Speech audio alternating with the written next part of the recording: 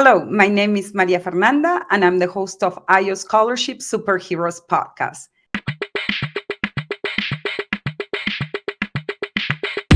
Easy, easy, so easy.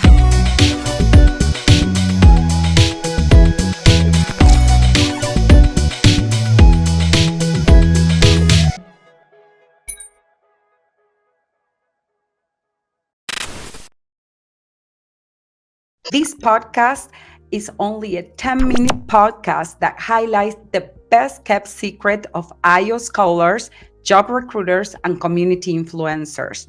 And most importantly, we want to provide you financial resources to go to college debt-free and become financially savvy. And our guest today is Brianne Martin, known as the People Engineer. She's leading Latinas in STEM, working as the Director of Member Experience and Operations for the Society of Hispanic Professional Engineers. And she has her own consulting firm called BCM Engineered Solutions. And she has been featured in every single major media outlet, including BuzzFeed, Science Channel, and most recently, as a member of the women team competition in Domino Masters on Fox. Thank you so much for being part, Brianne, of IO Scholarship Podcast. Thank you for having me. So tell us about a little bit what inspired you to pursue a career in STEM. Yeah, I feel like that's almost a loaded question just to get started out of the gate. Several, I guess, pieces to that or components. First and foremost, it was always just my love for science. I was a very hands-on learner. I went to Montessori school. So, just having big concepts in books really didn't do it for me. I learned righty-tighty, lefty-loosey, being able to take things apart or understand how they work. I've always really loved math, but it didn't necessarily love me back. So my grandpa, my mom's dad, he was very much very again intuitive and just things came to him. He was able to do calculus in his head, but he had never had any type of formal education. I mean, this man never stepped foot in a classroom, didn't even know how to read and write his own name. And so in addition to that, like my mom grew up very mechanically inclined. She was welding barbecue pits in high school. And then, back in the 80s when, women really weren't encouraged, she was very much more enticed into kind of accounting and then found her way through a non-traditional route of essentially becoming the director of IT in a healthcare industry. So like I said, I feel like there's so many different pieces at play there. My family was very hands-on. We were very kind of turn your hat back and get your hands dirty. And I very much flourished in that opportunity. That's amazing. And you always tell your story about how mentors are so important in your life. And I know as a Latina STEM, we face some challenges and also opportunities. So can you share with our viewers a little bit of your challenges as a Latina in STEM and also the opportunities that you bring to the table? Absolutely. I think first and foremost, like understanding that there's a balance.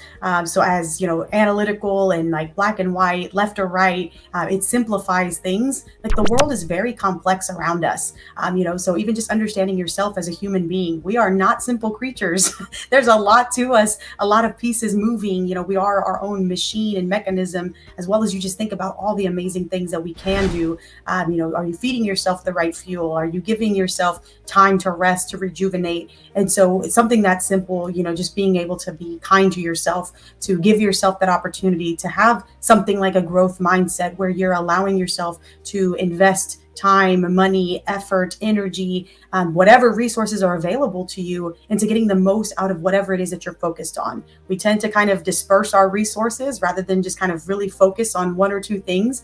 And so there's a lot of distractions. And so I think, really being able to invest in yourself, know that you are capable.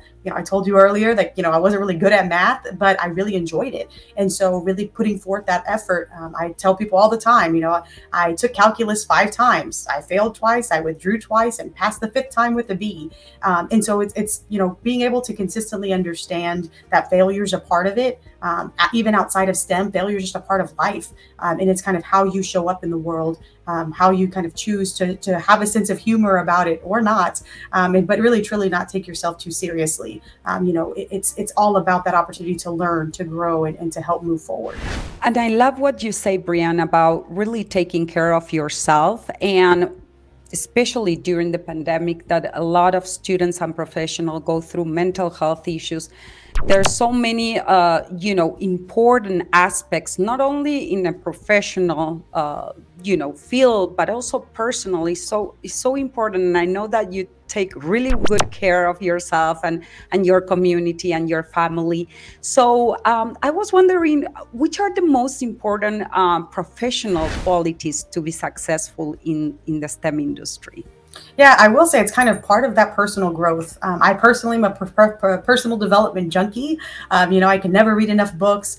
There's always so much more to learn. But as I mentioned earlier, just not taking yourself too seriously, because it can get very overwhelming. You can be stressed out. If you let every little thing, attack your energy or have an impact on you, then you'll be constantly stressed out or overwhelmed or worried, because there's a lot of things to worry about. And so I think just understanding that balance, having that dichotomy of understanding you can always do better, but also being proud of yourself. Finding that happy medium is definitely difficult. Just the balance of ourself. Again, if you work out too much, you can strain yourself and injure yourself. But also, if you don't eat well enough, your body's telling you, hey, you're not taking care of me the right way. So I think really just finding that balance is definitely a skill set. The soft skills are a lot of things that people don't talk about enough. We tend to get really honed in and focused on our technical certifications, the letters behind our name, and really understanding that it's a world full of humans and people and resources, and how do we tap into that and really make the most of it. And so, like I said, a lot of times it's having that soft skills. How do you communicate your ideas? How are you utilizing other people and their ideas to be a part of that, as we build a collaborative culture to make your ideas, inventions, or new technology ideas happen? Visit IO Scholarships, as we have access to thousands of STEM scholarships based on your unique ethnic background, waiting for you today. Some of them only require 2.5 GPA and no essay.